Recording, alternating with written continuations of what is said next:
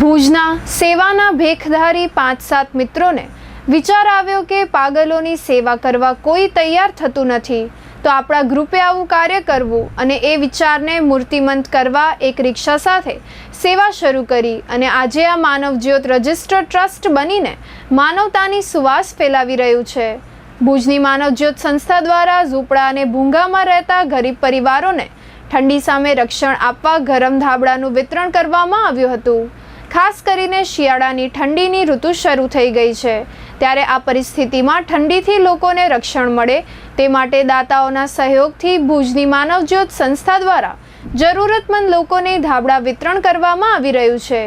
માનવજ્યોત સંસ્થાના પ્રબોધ મુનવરે ચંચળ ન્યૂઝ સાથે વાતચીત કરી હતી। છેલ્લા ઘણા દિવસથી આપણે જોઈ રહ્યા છીએ ઠંડીનું પ્રમાણ વધી રહ્યું છે। ખાસ કરીને ઝૂંપડા અને ભૂંગામાં જે લોકો રહે છે એમને અસહ્ય ઠંડીનો સામનો કરવો પડે છે। એટલા માટે માનવજ્યોત સંસ્થાએ આ વર્ષે પણ જુદા જુદા વિસ્તારોમાં ભૂંગા અને ઝૂંપડામાં રહેતા લોકોને ધાબળા વિતરણનું કાર્ય શરૂ કર્યું છે। અમારા દાતા ગૌરીબેન મોહનલાલ મહેતા પરિવાર, રમાબેન શિરીષભાઈ મહેતા પરિવાર, વર્ધમાનનગર, આ પરિવાર દ્વારા અમને ધાબળા આપવામાં આવ્યા છે, જે અમે જરૂરતમંદ લોકો સુધી પહોંચાડી રહ્યા છીએ।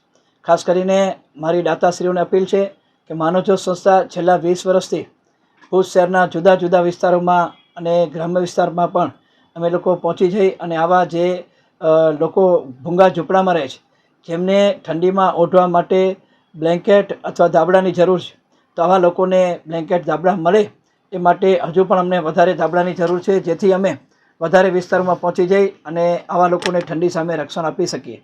તો દાતાઓને મારી વિનંતી છે કે આ ધાબળા વિતરણનું કાર્ય છે એમાં પણ અમને સહયોગ કરે।